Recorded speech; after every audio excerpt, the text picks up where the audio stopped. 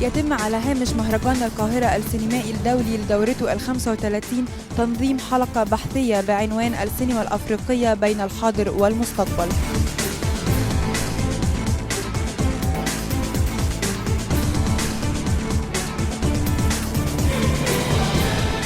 تتناول الحلقة دور السينما الأفريقية كوسيط لإظهار التحرر الثقافي والاجتماعي والسياسي، بالإضافة إلى دورها في إعادة تشكيل صورة أفريقيا سياسياً والتجربة النيجيرية وصناعة الأفلام في الإنتاج السياسي.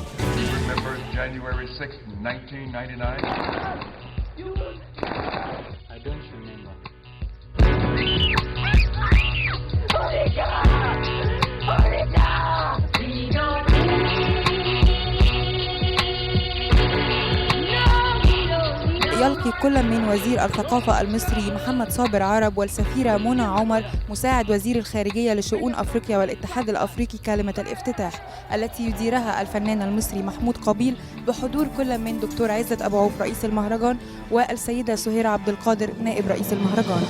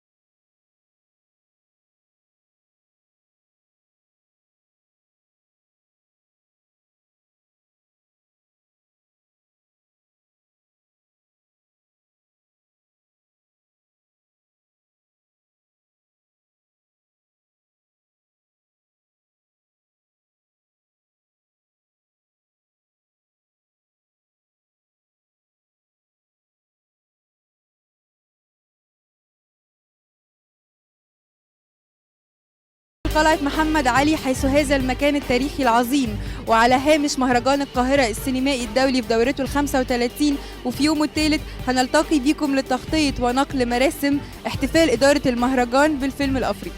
Put your hands together for the amazing troupe all the way from Soweto, Johannesburg, South Africa.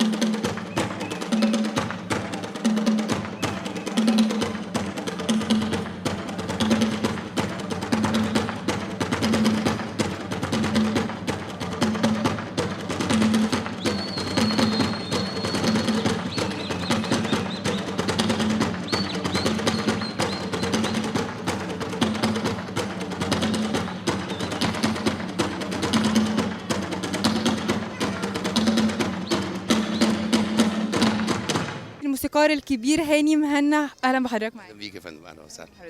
عايز اسال حضرتك بقى انطباعك ايه عن مهرجان القاهره في ثالث ايامه النهارده؟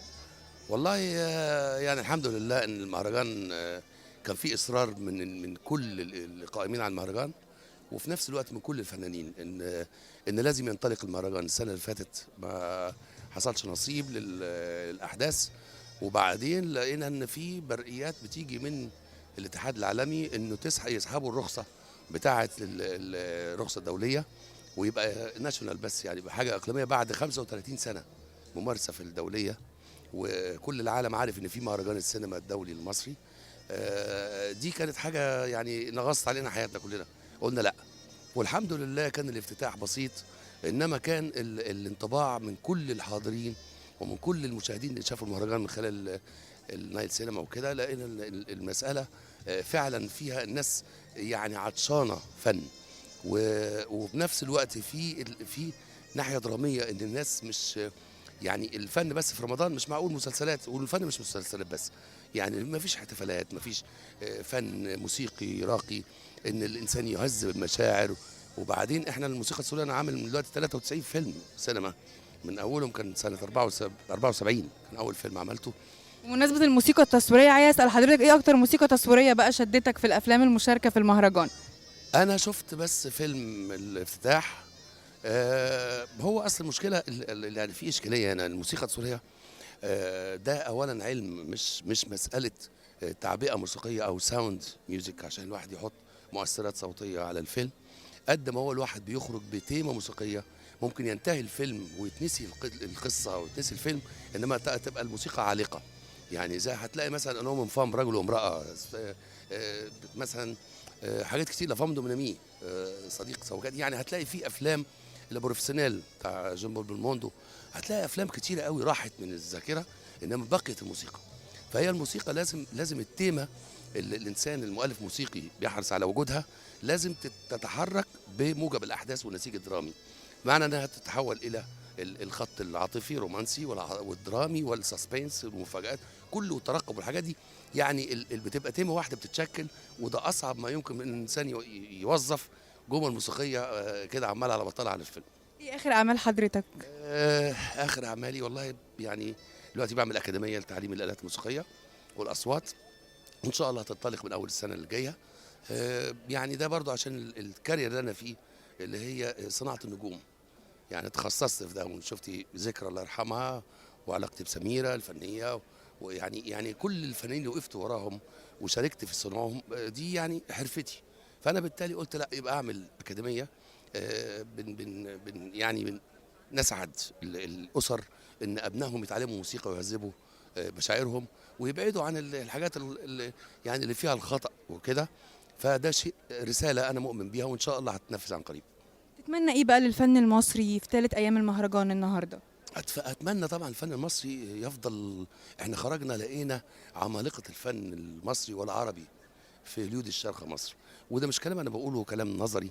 انا بالعكس، انا يعني اول ما ظهرت لقيت ان انا اشتغلت مع ام كلثوم وعبد الوهاب وعبد الحليم ونجاة ووردة وفايزة وكل طبعا عمالقه الفن. بنلاقي ان اولا الفن بيذوب الجنسيه، ما فيش حاجه اسمها جنسيه في الفن، بيعبر الحواجز بلا جواز سفر. الفن المصري من 100 سنه، 100 قرابه 100 سنه في السينما. اظن النهارده عندنا يعني كنز من الكنوز السينما موجود في مصر. بنحرص على ان الفن يبقى برضه هو ده الانطلاقه. ولحد النهارده فعلا المتلقي العربي لما يسعد او بص تلاقي في المغرب تلاقي الشارع فضيت عشان في مسلسل ناجح بيتذاع في التلفزيون، في تونس، في الكويت، في السعوديه، هتلاقي الفن المصري له صبغه وله عبق خاص. فاحنا بنحاول ان احنا نحرص عليه، واي تحديات تيجي من الخارج احنا بنعتبرها خزعبلات، مش حاجه منطقيه ولا واقعيه، لانه الشعب المصري شعب فيه الرومانسيه وفيه الطيبه شعب قد كل التحديات. كل التحديات بالظبط. انا مش قلقان، والحمد لله نسبه التشاؤم عندي قليله جدا جدا.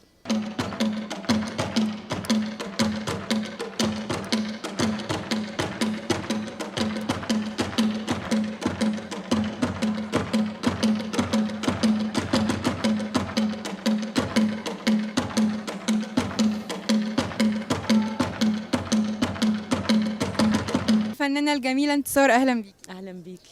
قولي لي بقى انطباعك النهارده ايه كده في اليوم الثالث في مهرجان القاهرة؟ انه منظم وشيك، واختيار الاماكن اللي بنخرج فيها بالليل عشان خاطر نعشي ضيوف، اماكن جميله منظمه ومختاره صح عشان خاطر توضح السياحه في مصر.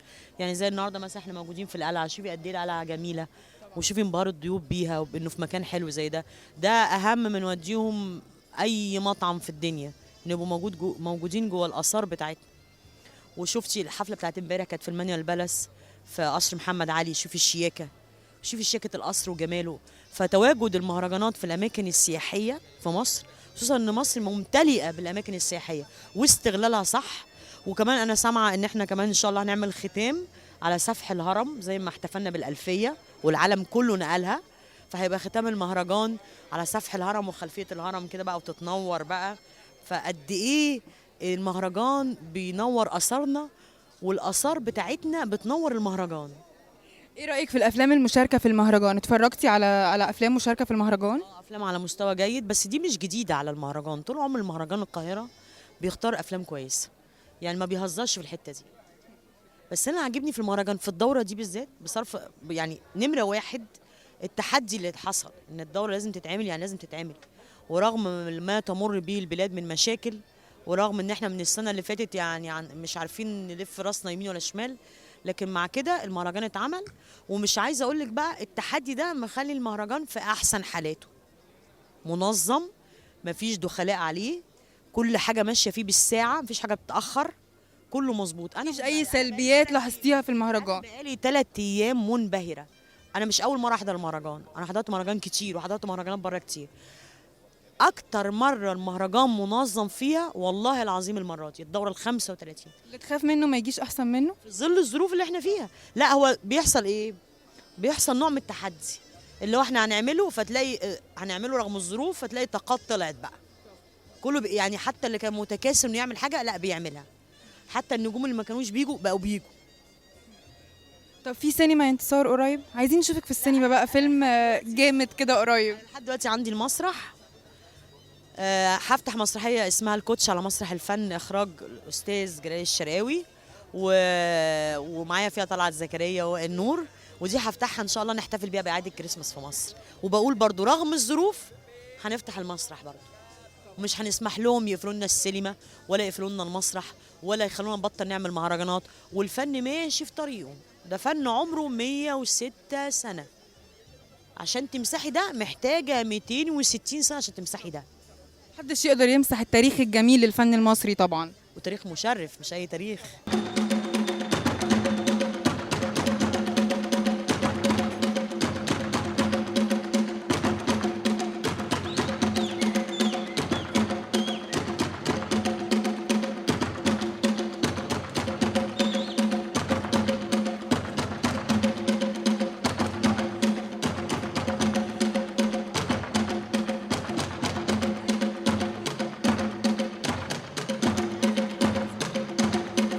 الفنانة الجميلة غادة إبراهيم. ازيك يا غادة؟ اهلا بالقمر، اهلا بقناه المهرجان.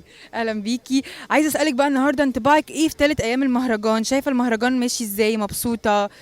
مش عايزه اقول لك بقالي كتير ما خرجتش واتبسطت كده. يعني اول يوم كانوا عاملين حفله تجنن في الاوتيل ميك اب فور ايفر، حفله تجنن بجد، بقالي كتير ما سهرتش واتبسطت.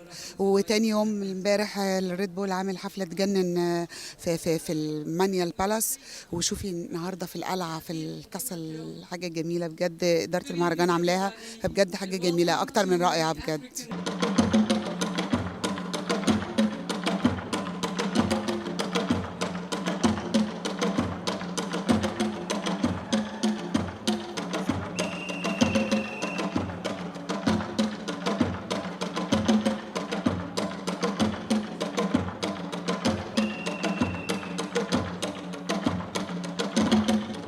النجمه التونسيه الجميله سناء يوسف، اهلا بيكي معانا. اهلا وسهلا ومساء الخير، ومساء الخير على كل اللي بيتفرجوا علينا.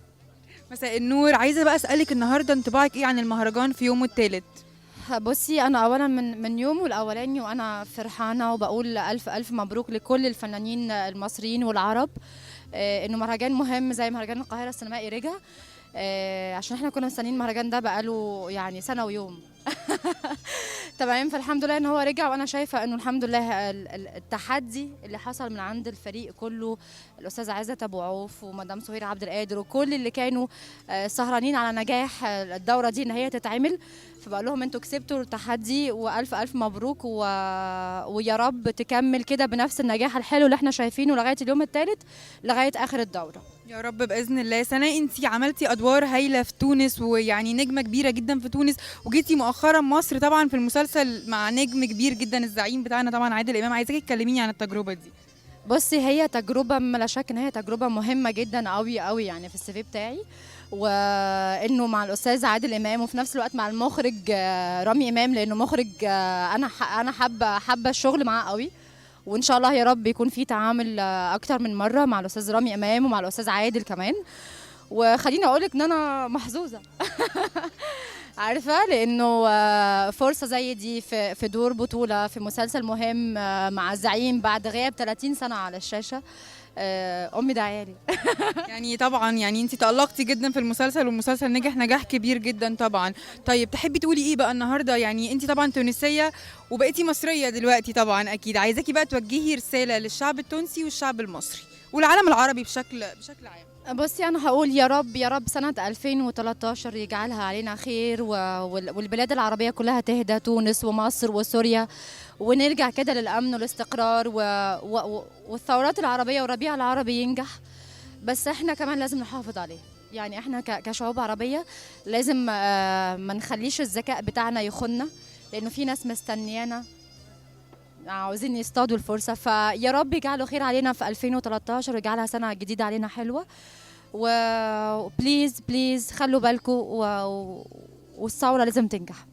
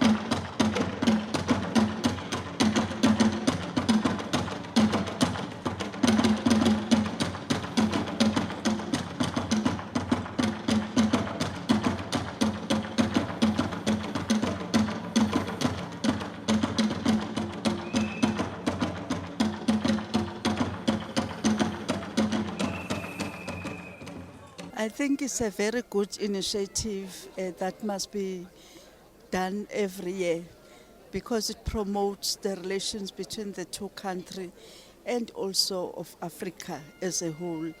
And through film, through movies, and through sharing of cultures, you know, and right across Africa to North Africa, particularly in Egypt and between Egypt and South Africa, is a very good positive thing, and we need to encourage so that we see the people-to-people collaboration in film, in song, in promoting the both cultures of both countries. So it's a very good initiative that needs to be supported.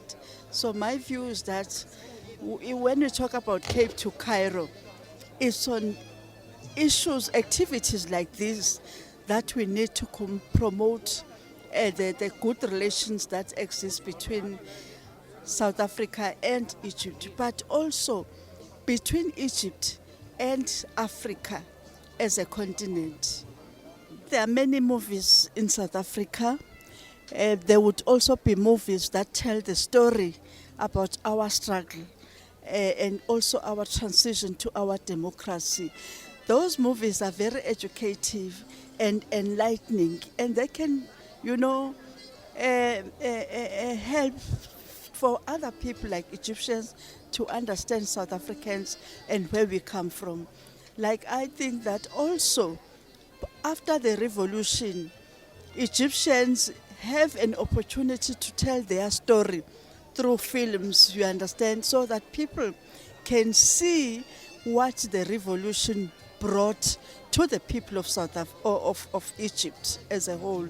So in that way, I think there is a potential for sharing, you know, our history, for sharing our cultures, you know, and also for sharing this for the benefit of future generations. It is important through the collaborative partnerships that we have as between the two countries. So that must not just be at political level. It must also translate through economic and through other areas, you know, where we share our culture, where we share our music, where we share the diversity of both our countries. South Africa is a diverse country. It has a lot to share. Egypt also has its own identity as a country, and there's a lot to share. So through people-to-people collaboration, through programs, projects between the two countries, I think the opportunity exists for the two countries in the sphere of the film to promote both countries, for South Africans to come to Egypt and for Egyptians also to partner with South Africans in this regard. I think something good will come out of it. I think it's very enlightening and it's very, very informative, and I think it's the kind of festival that must continue and be done from year to year for the benefit of everybody. I think personally it's a wonderful experience.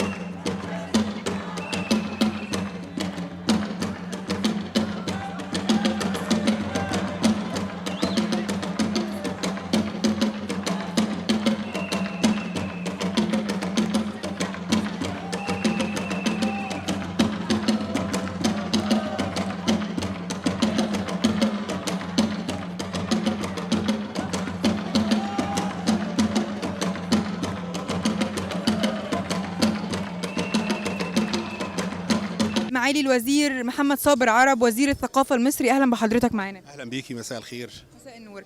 حضرتك شايف التجربة النهاردة، تقييمك ليها ازاي؟ يعني احنا النهارده في اليوم الثالث في المهرجان، اعتقد انه العروض بتتم بشكل محترم ولجان التقييم بتمارس عملها، والحضور من الفنانين وكل مبدعي السينما وكل صناع السينما في مصر.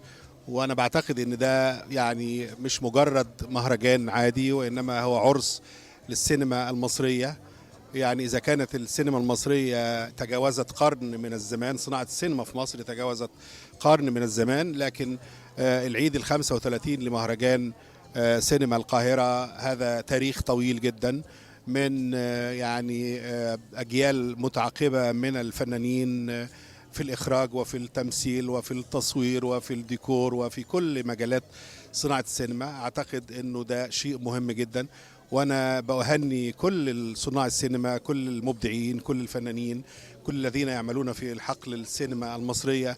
والسينما المصرية إن شاء الله سوف تزدهر خلال الفترة القادمة بجهود يعني المخلصين من البنائين الكبار والمنتجين والفنانين والممثلين وكل الأجيال التي تصنع كل المهن التي تعمل في مهن في مجال السينما.